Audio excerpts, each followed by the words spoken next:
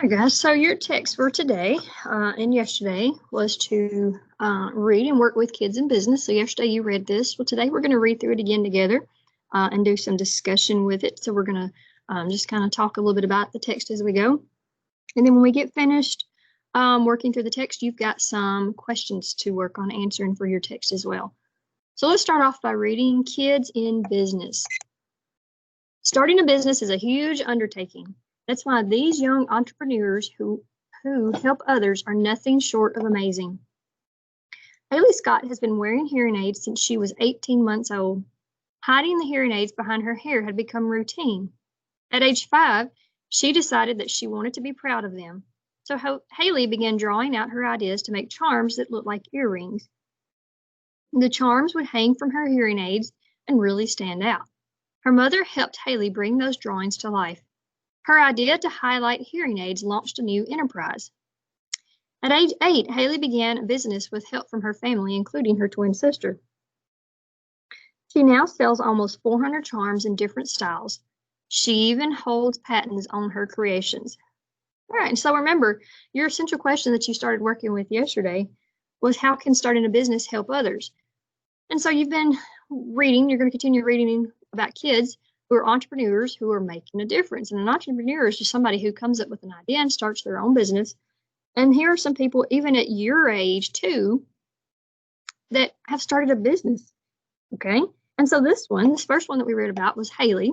And then of course at 18 months, she had some sort of hearing loss. And so she had to have some hearing aids. So she's had them for several years, the majority of her life.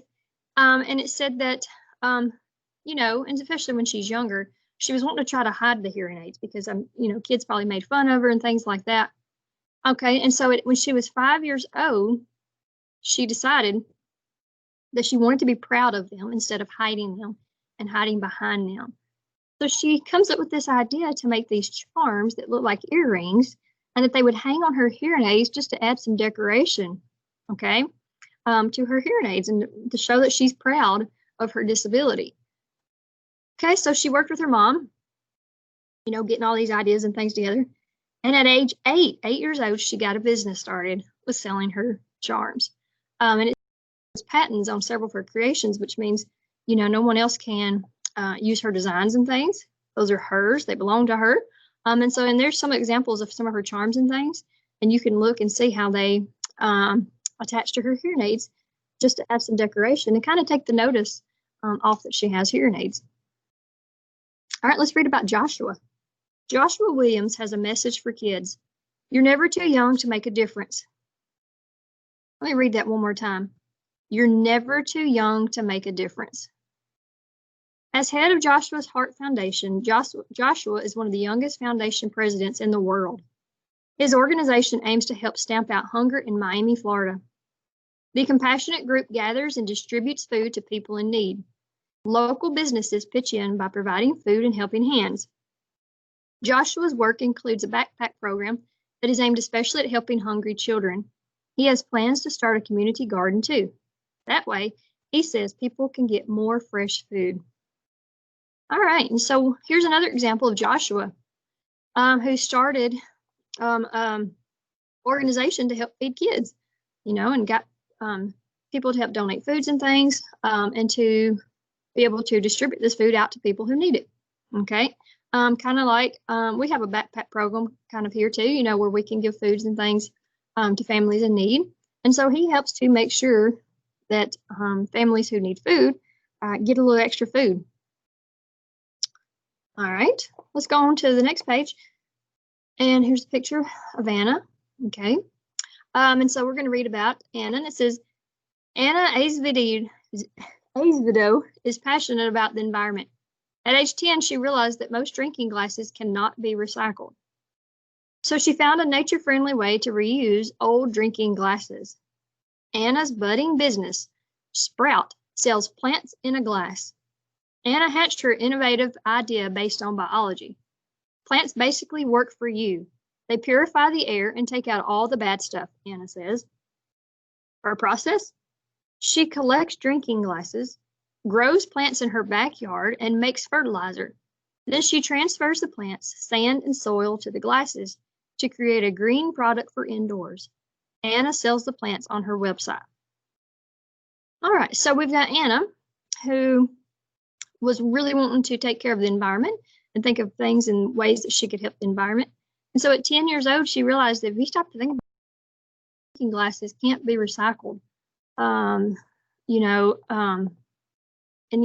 if they're thrown away and they're just wasted, and if we can't recycle them, it just creates more trash. And so she found a nature-friendly way to reuse these old glasses. And if you look up here in her picture, it says she starts growing plants in these glasses, and then of course she sells them for people to be able to keep their plants inside their house. So that's one way of using old drinking glasses that nobody wants or needs anymore, and she's reusing them to grow plants. Okay, and then we got Cecilia, and here's Cecilia down here, and let's see what she's done. All right, Cecilia Cassini is an exceptional young designer who makes clothes for kids and teens. For her 6th birthday, Cecilia asked for a sewing machine. She wanted to make her own clothes. Cecilia took 2 sewing lessons.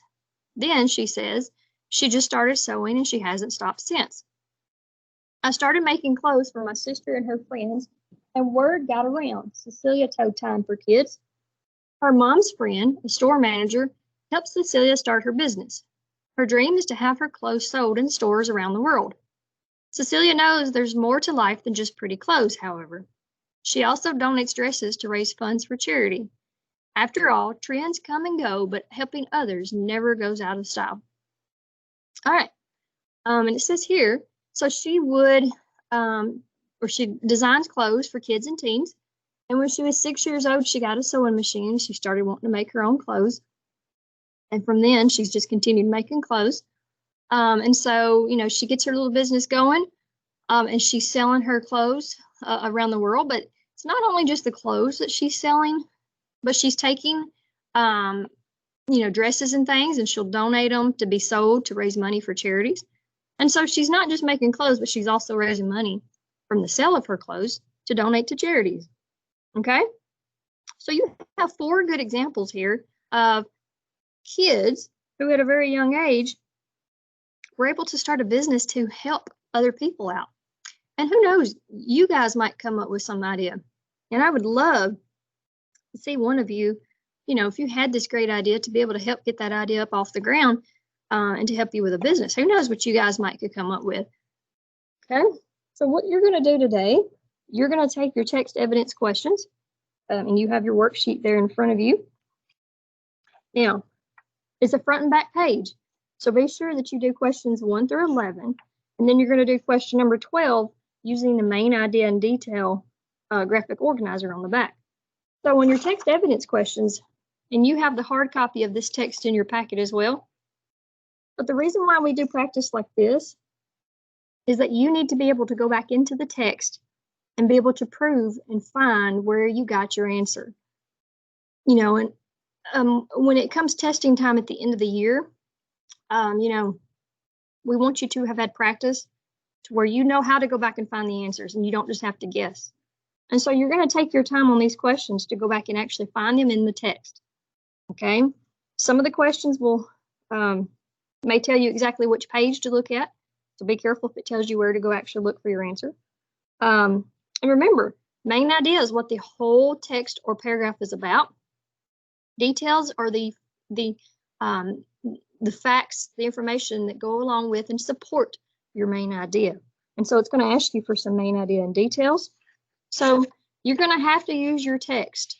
A lot of these questions, you're going to have to actually, like I said, go back and actually find. So take your time. You can use a pencil, a pen, a highlighter, whatever, to go back into the text to actually find your answers. But get some good practice today with being able to prove where you find your answers using the text Kids in Business.